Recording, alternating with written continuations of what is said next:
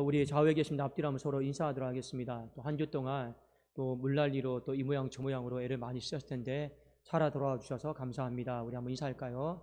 살아 돌아와 주셔서 감사합니다. 예. 자, 오늘 설교 말씀의 제목은 이 성전 안에 있는 왕궁입니다. 자, 먼저 다시 한번 7장 51절은 좀 중요한 어떤 의미를 좀 갖고 있습니다. 어떤 의미를 갖고 있냐면 성전 건축 재료 준비하는 것이 5장부터 이루어져요. 5장부터 이루어지고 그 다음에 6장에 성전 건축이 시작이 되고 그 다음에 7장에 최종 성전 건축이 완성이 됩니다. 그래서 머릿속에 흐름을 잘 기억하셔야 돼요. 5장에 준비하고 6장에 시작하고 7장에 마무리 짓는 겁니다. 이게 성전 건축에 대한 커다란 이제 문장이에요. 자, 그런데 여기 사이에 짤막하게 이 성전 건축 안에 왕궁 건축이 이제 끼어 있습니다. 어느 정도 끼어 있냐면, 자, 여러분들 그 7장 1절에서 13절까지입니다. 딱 7장 1절에서 13절까지만 이 솔로몬 왕궁 이 건축이 끼어 있어요. 그런데 이게 참 구조상 이 신기한 건 뭐냐?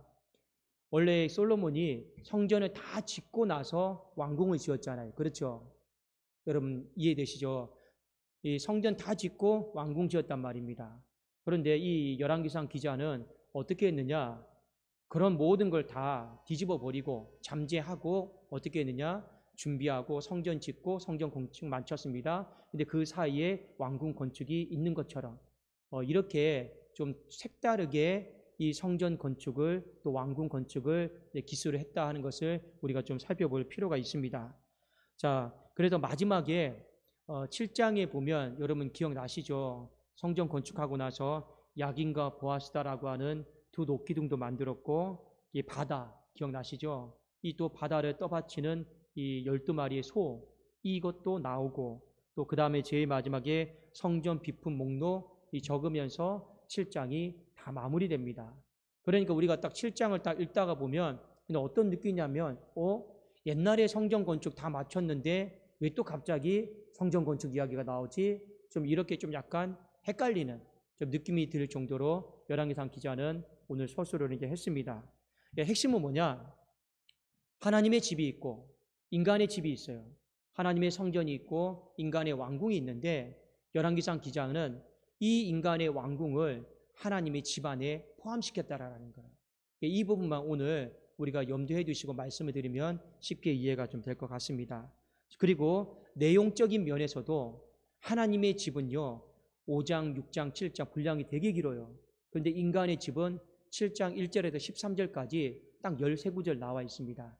그래서 딱 느낌상 보면 인간의 집이 하나님의 집 안에 포함되어 있구나. 이런 의도를 가지고 이 열왕기상 기자가 이렇게 적었구나 하는 것을 우리가 좀 볼 수가 있습니다. 자, 그리고 이것이 또 맞는 이유가 뭐냐면 맞는 이유가 솔로몬이 하나님 앞에 뒤에 성전 봉헌을 할 때 하나님이 이 부분에 대해서 또 간접적으로 언급을 하십니다. 한번 우리 열왕기상 9장 4절, 5절, 6절, 7절이 있는데 거기를 한번 좀 성경을 펴 보시겠습니다. 열왕기상 9장 4절, 5절, 6절, 7절에 보면 하나님도 솔로몬에게 하시고자 하는 말씀이 뭐냐면 왕궁이 성전 안에 있어야 된다. 성전 안에 왕궁이 있을 때 가장 안전하다. 이 부분을 하나님이 봉헌식 때 언급을 했습니다. 자, 우리 4절, 5절을 같이 한번 읽도록 하겠습니다. 시작. 네가 만일 내 아버지 다윗이 행함같이 마음을 온전히 하고 바르게 하여 내 앞에서 행하며 내가 네게 명령한 대로 온갖 일에 순종하여 내 법도와 율례를 지키며 내가 네 아버지 다윗에게 말하기를 이스라엘의 왕위에 오를 사람이 내게서 끊어지지 아니하리라 한 대로 내 이스라엘의 왕위를 영원히 견고하게 하려니와. 자, 분명히 5절은 왕궁에 대한 미래에 대해 말씀이죠. 그렇죠? 이스라엘의 왕위가 끊어지지 않는 거, 이 왕궁이 계속 보존되는 거, 반드시 이 말씀입니다. 그 조건이 여러분 무엇입니까? 바로 하나님의 집 안에 있을 때, 하나님 말씀 안에 있을 때, 이 부분에 대한 말씀을 한 거예요. 네가 네 아버지 다윗처럼 나의 법도와 계명과 율례를 지키면 하나님 말씀 안에 거하면 네 집은 걱정할 필요 없다. 이스라엘의 왕위는 네 세대뿐만 아니라 다음 세대도 영원히 끊어지지 아니할 거다. 그러니까 결국에 하나님이 이 성전 안에 있는 왕궁에 대해 간접적으로 또 말씀을 하신 겁니다. 뒤에 6절과 7절은 그 반대의 내용이에요. 너의 집이 이렇게 되면 망한다. 너의 집이 이렇게 되면 파괴된다. 어떻게 해요? 성전 밖에 벗어나면, 하나님 말씀 안에, 하나님 안에 벗어나게 되면 네 집은 네가 아무리 보존하고 네가 아무리 붙들어 매려고 해도 결국에는 망할 수밖에 없다. 이 부분에 대한 말씀을 간접적으로 하셨습니다. 제가 한번 읽어드릴게요. 6절 7절입니다.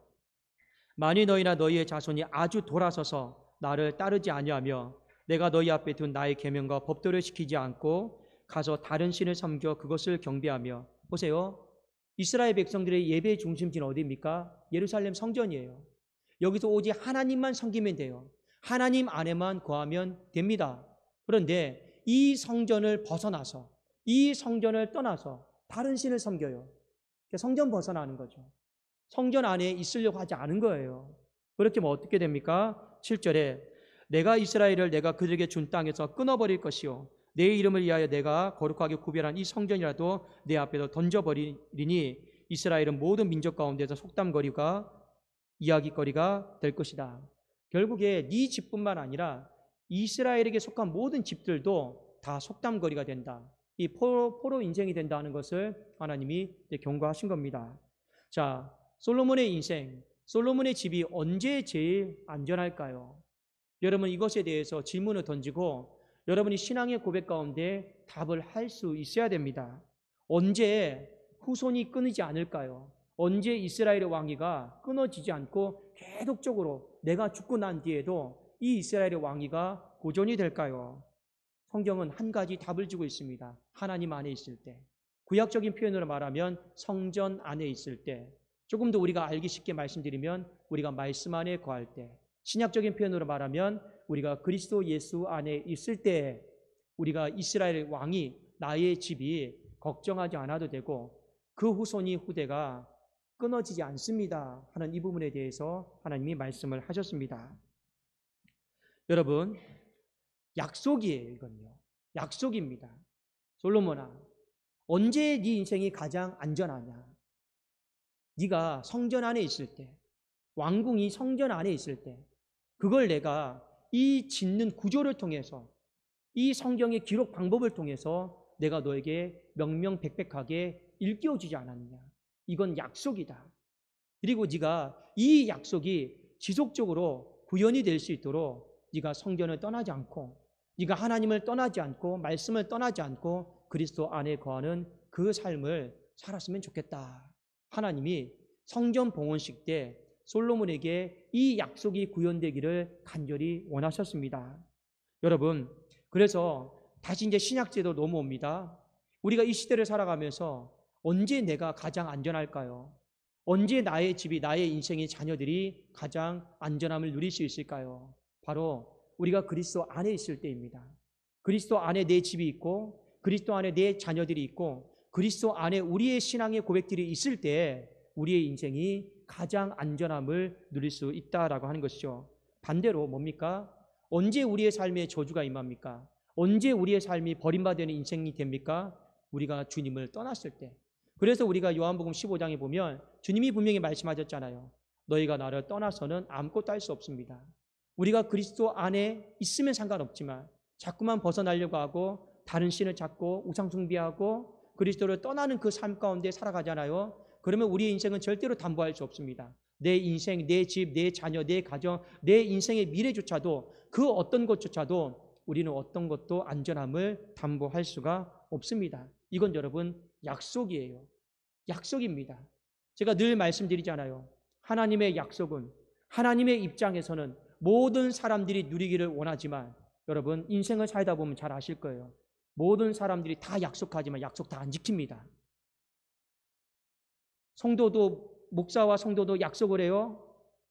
뭐 서로 누가 잘났냐 틀렸냐 이 문제를 논하는 게 아니에요. 약속을 하는데 다 약속 안 지켜요. 그게 현실이에요. 약속할 때는 어떤 마음입니까? 그걸 지켜서 그 약속이 실현되기를 바라는 마음이에요. 근데 실제로 인간이 살다 보면 다 약속을 안 지켜요. 이런 이유, 저런 이유 핑계 대고요. 힘들다고 어렵다고 다 뛰쳐나가 버리고 약속을 안 지킵니다. 하나님 앞에서도 똑같아요. 인간이요. 별반 다를 것이 없습니다. 오히려 하나님은 눈에 안 보이니까 더 약속을 안 지켜 인간이요. 그게 인생입니다. 하나님이 이 약속은 분명히 모든 믿는 신자들에게 주신 거예요. 그러나 이 약속을 모든 믿는 신자들이 누릴 수 있느냐? 그것은 아니다라는 거예요. 우리도 잘 알고 있잖아요. 조금만 더 뒤로 가면 솔로몬이 이 약속 안 지킵니다.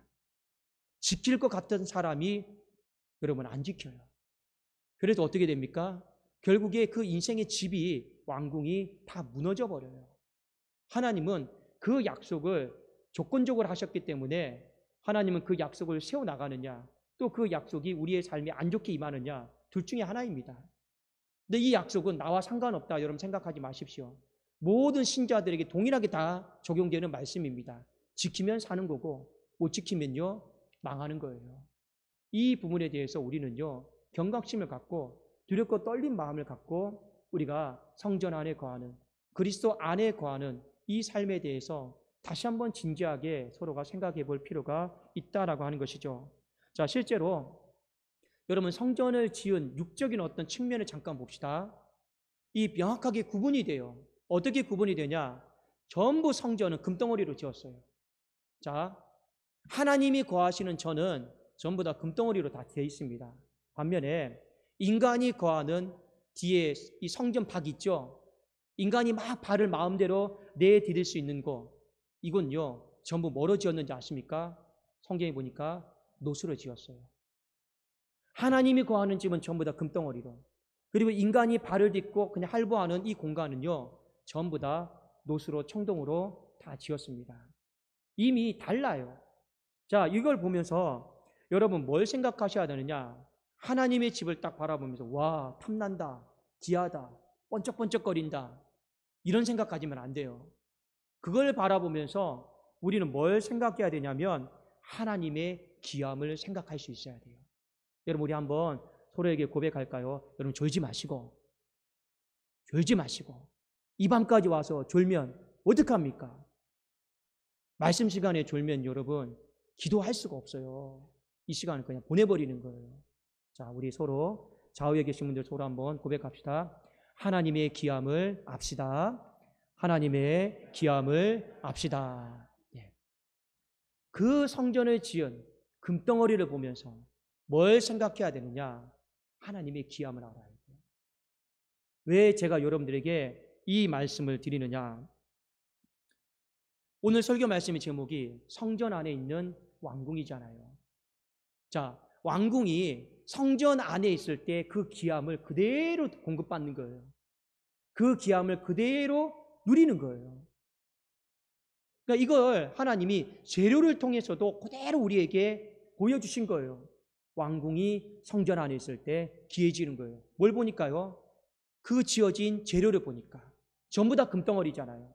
아, 이 금덩어리가 비록 내 인생은 노덩어리예요. 청동이에요. 그런데 이 왕궁이 성전 안에 있으면 전부 다 그 금덩어리의 귀함을 내가 누리는 거예요. 오늘 이 부분에 대해 말씀하고 있는 겁니다. 근데 문제는 뭐냐? 인생이 어리석단 말이에요. 어리석으면서 스스로가 귀해지려고 그래요. 스스로가 명예로워지려고 그래요. 스스로가 좀 더 높아지려고 그래요. 그게 여러분 인생의 모습입니다. 그러나 여러분, 우리의 인생이 스스로가 어떻게 노력을 한다고 해서 내가 존재 가치가 더 귀해지느냐? 여러분 자꾸 세상적인 가치로 바라보시면 안 돼요. 우리가 하나님 안에 있을 때 우리는 귀한 거예요. 우리는 하나님 안에 있을 때 그 귀함이 유지가 되는 거예요. 여기에 여러분 어떤 거 덧붙일 필요도 없습니다. 솔직히요. 근데 많은 사람들이 하나님 안에 거하지 않아요. 성전 안에 거하지 않아요. 근데 그러면 딱 벗어나면 우리의 인생은 뭐냐? 노덩어리입니다. 고철입니다. 고철입니다. 여러분 금덩어리는요 파지 파는데 절대 팔지 않아요. 전부 다 철덩어리들, 고철들만요 파지 파는데 가서 파는 거예요. 그 시세 따라서 값이 왔다 갔다 하는 거죠. 노덩어리는 그래요. 여러분 금은요 웬만하면 팔려고 하는 거 아닙니다. 귀하니까. 우리의 인생이 하나님 안에 있으면 그 하나님 앞에서 귀한 인생이 되는 거고 그 귀함을요 공급받고 유지가 되는 거예요. 그런데 오늘 중요한 건 뭐냐? 많은 사람들이 부족한 인생, 죄인된 인생, 연약한 인생이다라고 늘 입버릇처럼 이야기는 해요. 여러분 우리 그렇잖아요. 우리 살아가면서 참 나는 부족하다, 참 나는 연약하다, 참 나는 죄인이다, 허물 많다 입버릇처럼 얘기하면 당연히 어디 안으로 들어가야 됩니까? 내 인생이 참 초라하다, 부족하다라고 여러분 생각하십니까? 그러면 더 힘써서 어디 안에 내가 거하고 있으려고 해야 됩니까? 내 자리 빨리 찾아가야죠. 그때마다 하나님 안으로, 성전 안으로 빨리 내 자리 찾아가야 되는 거예요. 근데 문제는 뭐냐? 내 인생이 초라하고 사람들이 막 뭐라 그래요. 부모님들이 뭐라 그래요. 판단하고 너는 뭐 이루었느냐. 그러면서 우리의 인생의 초라함과 비참함을 느낄 때마다 인생이 성전 안으로 하나님 안으로 들어가려고 하는 게 아니라 더 세상으로 나가려고 그래요. 그러면서 우리의 귀함을요 스스로 만들어 가려고 한단 말입니다. 그게 되는 것 같은데 조금 귀해지는 것 같은데 안 돼요. 안 됩니다. 여러분의 인생의 집도 마찬가지입니다. 얼마나 많은 큰 평수 속에서 얼마나 많은 좋은 환경 속에서 살면 행복할 것 같습니까? 절대 그렇지 않습니다. 통장에 돈이 많으면 행복할 것 같습니까? 절대 그렇지 않습니다. 제가 감히 말씀드려요. 왠지 아십니까? 아무리 우리가 동서남북으로 내 인생의 집을 평수를 늘려놓고 통장을 다 준비해도 제가 짧은 인생인데 살아봤지만 하나님이 가정 중에 한 사람이라도 병상 중에 누워버리게 하시잖아요. 그냥 인생에 다 쓸모가 없어요. 내 시간이고 뭐고요. 내가 하고자 했던 모든 것들요. 할 수 있는 것이 아무것도 없더라고요. 그게 여러분 인생입니다. 그게 인생이에요. 돈 많으면 뭐합니까? 하나님이 한 대 그냥 쳐버리시면요. 죄송합니다. 이런 표현 써서 인생이 꼼짝을 못해요. 옛날에 어떤 분이 그러더라고요. 화장실 때문에 자녀들이요. 가족들이 막 싸웠어요. 지금 웬만하면 화장실이 두 군데죠. 집마다. 근데 하나니까 아침에 막 바쁘니까 싸워요. 빨리 나와라 어쩌라 막 싸워요. 그러니까 그 집의 소원이 뭡니까? 화장실 2개 가는 집이 소원이에요. 화장실 2개 있으면 절대 우리 가정은 싸울 일이 없겠다. 근데요. 화장실 2개 있는 집으로 으쌰으쌰해서 이사 갔어요. 안 싸울까요? 다른 문제로 또 싸웁니다. 그게 인생이에요. 큰 집 가면 큰 평수에 있으면 여러분 안 싸울 것 같다고요? 아닙니다. 또 인생은요. 또 불만족스럽고 또 뭔가 채워지지 않아서 허기적거려서요. 불평하고 원망하고 평생 여러분 채워지지가 않아요. 그래도 우리는 하나님이 이 인생의 이 모습을 아시고 하신 말씀이 뭡니까? 내 안에 거하라. 이 집도 성전 안에 거해라. 제가 우리 청년들한테 그러잖아요. 이사 가더라도 갈 수 있어요. 가능하면 교회 근방으로 이사 가시라고 그래요. 제가 지난주에 어떤 한 집사님이요. 기도 받으러 왔어요. 근데 어떻게 기도 받으러 왔는지 아십니까? 집주인이 집을 나가라고 했습니다. 나가라고 했어요. 이 나가는 와중 속에서 어떤 여러분 아파트가 당첨이 됐어요. 당첨이 됐습니다. 근데 교회랑 너무 멀어요. 이분이 고민이 된 거예요. 교회랑 너무 먼데 내가 늘 듣던 말씀이 있는데 아무래도 이 거리적으로 멀어지면 자기의 신앙에 위기감이라고 할까요? 그걸 느꼈나 봐요. 그래도 이분이 지난주 기도받으러 오면서 기도해달라고 그랬습니다. 어떤 내용을 가지고 기도해 줄까요? 네, 목사님 그냥 아시고만 계십시오. 제가 당첨된 집을 그냥 포기했습니다. 왜요? 예, 거기 가면 교회 정리해야 돼요. 그럼 어떻게 하게요? 그런데 목사님 다시 교회 근방에 이 집을 얻으려고 하는데 이 돈 문제며 뭐며 이게 생각보다 쉽지 않아요. 그리고 자기가 소위 말하면 세상머리가 없어서 하도 사기를 많이 당해서 이게 지금 이렇게 구하려고 하는데 사기당하지 않도록 그것을 위해서 기도해 주세요. 기도받고 왔어요. 목자의 마음속에 참 많이 감사했습니다. 그래도 설교 말씀을 듣고 한 사람이라도 예루살렘 성전 근처에 이 인생의 집을 얻으려고 하나님이 그 사람을 향해 마음껏 축복해 주기를 제가 기도했습니다. 제가 청년들에게도 그래요. 집이 팔리고 하면 이 근방의 월세가 비싸죠. 그래도 이 근방에 월세를 얻으라라고 제가 청년들에게 또 이야기를 합니다. 왜요? 그게 축복의 길이니까요. 그게 축복의 길이니까요. 그게 성전 안에 있는 왕궁이죠. 여러분의 인생의 집을요, 성전 안에 있는 집으로, 여러분의 인생을 그리스도 안에 있는 인생으로 우리가 만들어 가야 되는 거예요. 그게 제일 안전하니까요. 여러분 인생은 길게 보셔야 되는 겁니다. 눈앞에 있는 어떤 이득과 눈앞에 있는 어떤 상황만 보고 인생이요 근시안적으로 그렇게 보면 안 돼요. 제가 이전에 몽골에 선교를 갔는데 어떻게 똑같은 눈을 가진 사람인데 몽골 사람의 눈은 달라요.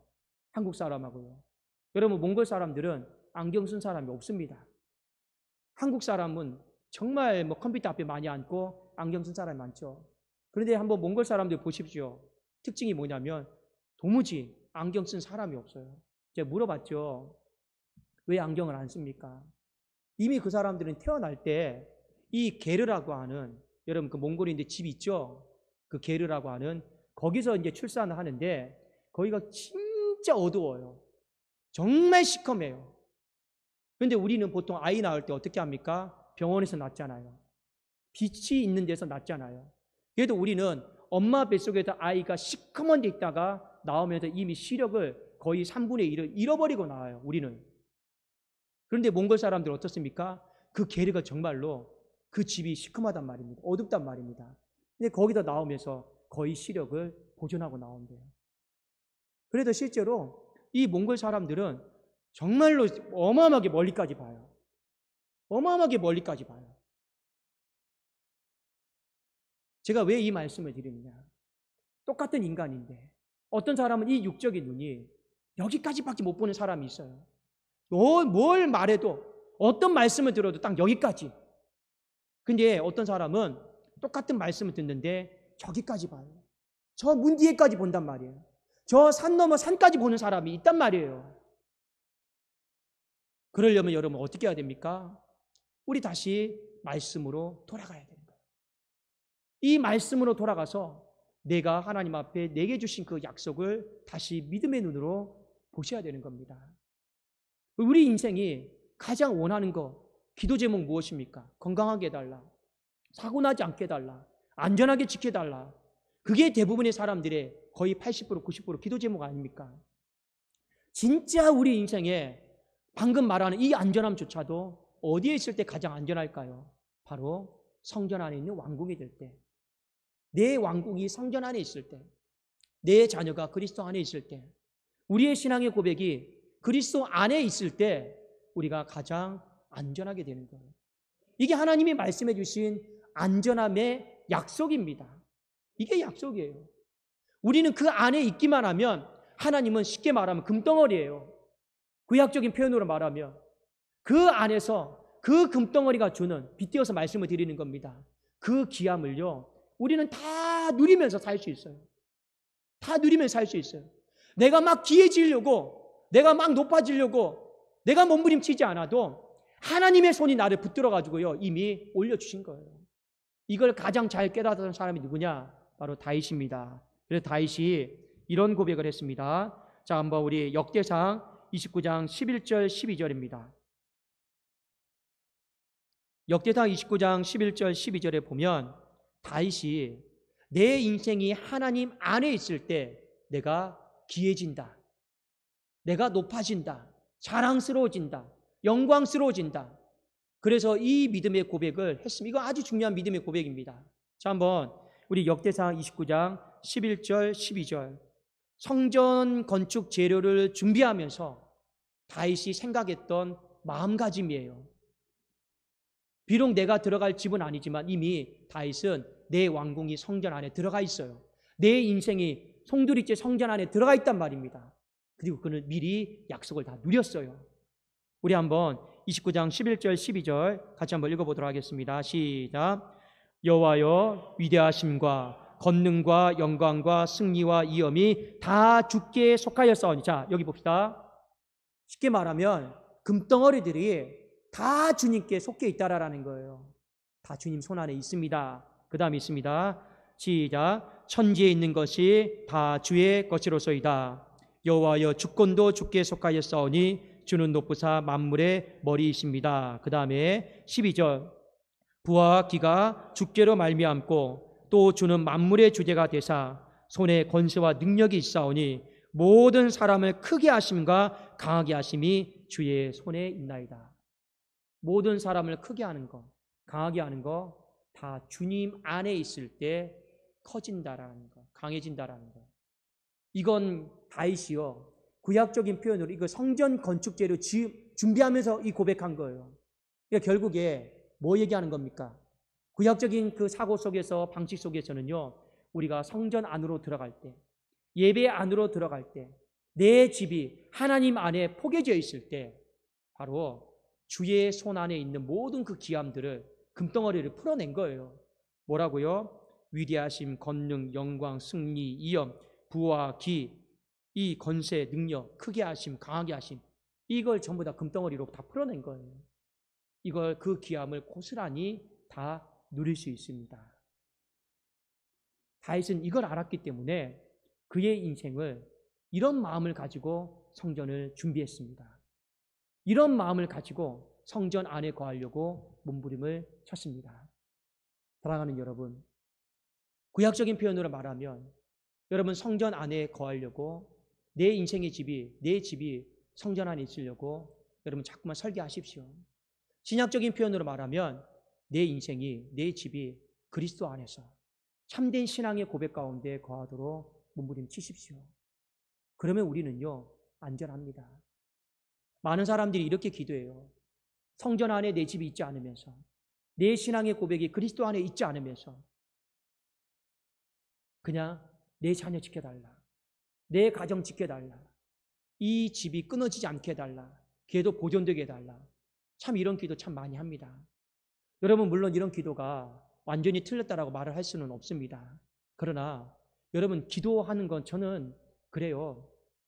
기도하다 보면, 성도님들의 기도 제목을 기도하다 보면 기도 제목이 진짜 많아요. 그 기도 제목을 다 하루 만에 다 하면 하루도 다 못해요. 제가 기도합니다. 하나님 앞에 속도를 붙여달라고 기도하고 있습니다. 빨리, 그러니까 응답해달라고. 기도 부탁 받은 거 빨리 응답 받아야지 제게 있어서 이 속도의 문제가 빨리 해결되면 제가 좀 여력이 있어요. 여러분, 기도하면서 속도의 문제는 다른 게 아닙니다. 얼마만큼 우리가 기도의 양을 많이 채웠느냐, 그게 기도 응답의 속도의 문제는 아니더라고요. 속도의 문제는 얼마만큼 하나님의 뜻 안에서 하나님의 약속을 붙들고 기도했느냐, 그게 속도입니다. 얼마만큼 하나님의 뜻 안에서 하나님의 약속을 붙들고 기도를 하면요, 하늘에서 뜻이 이루어진 것처럼 땅에 이루어지는 거예요. 속도가 빨리 붙어요. 여러분의 인생도 마찬가지입니다. 인생의 설계를 잘 하십시오. 뭘 먼저 설계해야 되느냐? 먼저 그의 나라를 먼저 설계하십시오. 그 다음에 내 집을 여러분 설계하십시오. 그러면 비록 내 집이 왜소하고 초라하고 부족하다 할지라도 하나님이 그 기함 속에도 다 공급해 주십니다. 다 하나님이 채워주세요. 안 믿겨진다고요? 하나님이요, 여러분의 인생의 집의 지출들을 마감만 주셔도요, 우리 충분히 살만합니다. 인생이 지출이 못 막으니까 허우적거리는 거예요. 버는 것마다 다 통장으로 들어간다 생각해봐요. 그러면 뭐가 염려되겠습니까? 지금 여러분이 버시는 것만 해도 충분히 죽을 때까지 다 먹고 살 수 있습니다. 근데 인생이 지출 발생하잖아요. 핸드폰비 나가야죠. 월세비 나가야죠. 식대비 나가죠. 외식비 나가죠. 뭐뭐 나가죠. 옷 사야죠. 그런데 하나님이 여러분의 인생의 지출만 막아주셔도 솔직히요, 여기서 돈을 더 벌려고 몸부림치지 않아도 충분히 우리 평생 죽을 때까지 다 살 수 있는 건 사실이에요. 문제는 뭡니까? 예측되지 않는 그 지출이, 그게 문제인 거 아닙니까? 그런데 성전 안에 있으면 하나님이요, 보호해 주십니다. 내 집이, 내 왕궁이, 내 사업장과 내 인생과 내 건강 다 포함되는 겁니다. 그것이 그리스도 안에 있으면 그리스도 안에 있으면 하나님이 보호해 주시고 보호뿐이겠습니까? 하나님이 우리에게 주실 수 있는 최고의 기함으로 하나님이 공급해 주십니다. 그래서 우리는 이 5장과 6장, 7장 이 성전 건축 기사를 딱 마치면서 왜 이 열왕기 기자가 분명히 성전 건축은 그 앞에 다 끝났는데 왕궁 건축으로 끝나야 되는데 왜 마지막은 오늘 설교 말씀 7장 51절처럼 솔로몬 왕이 왕궁 건축을 끝냈습니다. 이렇게 하지 않고 솔로몬 왕이 여호와의 성전에 의하여 만드는 모든 일을 마쳤습니다. 왜 이렇게 앞뒤가 조금 맞지 않게 시간적으로 논리적으로 맞지 않게 오늘 성경을 기록했을까? 여러분 뜻이 있다라는 거 저와 여러분이 기억하시고 우리가 다시 한번 하나님 안에 그리스도의 말씀 안에 우리가 성전 안에 우리가 잘 거하는 안전함을 누리는 복된 삶이 되기를 주님의 이름으로 축원합니다. 자, 우리 찬송하겠습니다. 우리 김규리 청년 10의 일조원금 하나님 앞에 올려드렸습니다. 주의 이름으로 축복합니다.